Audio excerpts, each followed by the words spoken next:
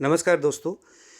सामान्य तौर पर लोगों को हाथ पैर और शरीर के किसी हिस्से में जो झंझनाहट होती है, उस झंझनाहट का शरीर के अंदर कोई ना कोई बड़े दिक्कतों की ओर वो संकेत कर रहा होता है, लेकिन व्यक्ति उसको इग्नोर करता है। तो आइए ज़रा आयुर्वेदिक ग्रंथों का विश्लेषण करने वाला ये आयुष योगी आयुर्वेदा इन्वेस्टिगेशन एआई टूल को पूछते हैं कि भैया बताओ, झंझनाहट किन किन रोगों में होता है, उसका क्या उपचार किया जा सकता है। तो सबसे पहले हम देखेंगे झंझनाहट जो ये है, इसको किन किन रोगों से ताल्लुकात रखता है आयुर्वेद। तो देखिए, ये मैंने यहाँ लिखा है इस वेबसाइट में। ये देखिए, इस वेबसाइट का नाम है आयुष योगी।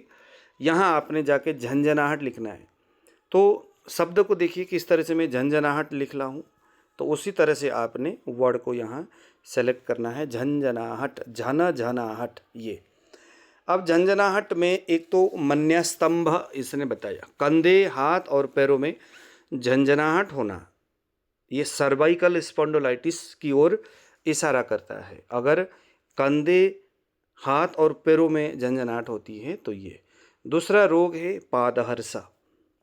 तीसरा रोग है, देखो, आर्थराइटिस में भी घुटनों में झंझनाहट या खरोज होने जैसा महसूस होना, ये गठिया यानी आम बात की ओर इशारा कर रहा है।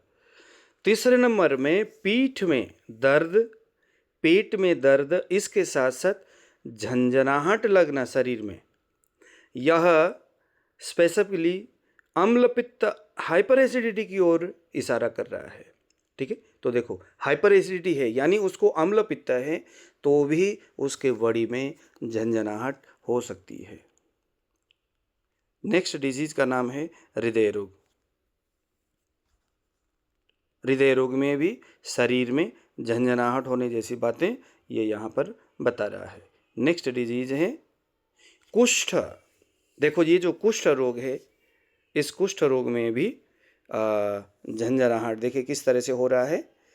सुई चुभने जैसी दर्द, संकोच, खिंचाव, रोए में हर्षण, रोमों में झंझनाहट होना, यानी उसकी जो रोए हैं शरीर के, वहाँ झंझनाहट पैदा होना, मानसिक और शारीरिक थकावट होना, स्किन में कठोरता, ड्राइनेस, ब्लैकनेस, ये सारी चीज़ें जो दिखता है, यानी वहाँ जो झंझनाहट जो होती है वह कुष्ठ यानी लेप्रोसी इस रोग के तहत हो रहा होता है। एक विटामिन B12 में भी झंझनाहट होता है, ऐसा करके बताया जाता है। तो इस तरह से हमने यहाँ झंझनाहट के बारे में ये चीज़ें सारा हमने देख लिया। अब इसके संदर्भ में हम पेशेंट से एक एक करके हम पूछेंगे उसको, सर्वाइकल स्पॉन्डिलाइटिस है तो उसके वजह से झंझनाहट है तो चिकित्सा उसकी करनी है।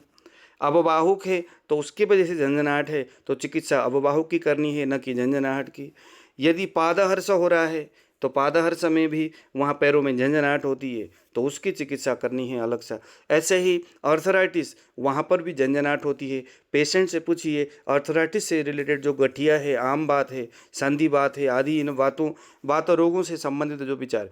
ऐसे ही देखो, वातानुबंध अम्ल पित्त में भी शरीर में झंझनाहट होने की बातें हैं। यानी कुल मिलाकर के जो झंझनाहट है वो हर जगह हम देख रहे हैं। कफानुबंधित या वातानुबंधित विशेष करके जो अवस्था है शरीर में, यानी वायु के ही डिसबैलेंस होने के परिणाम स्वरूप ये सारी चीज़ें हो रहा है, यानी ये वातज अवस्था है झंझनाहट होना।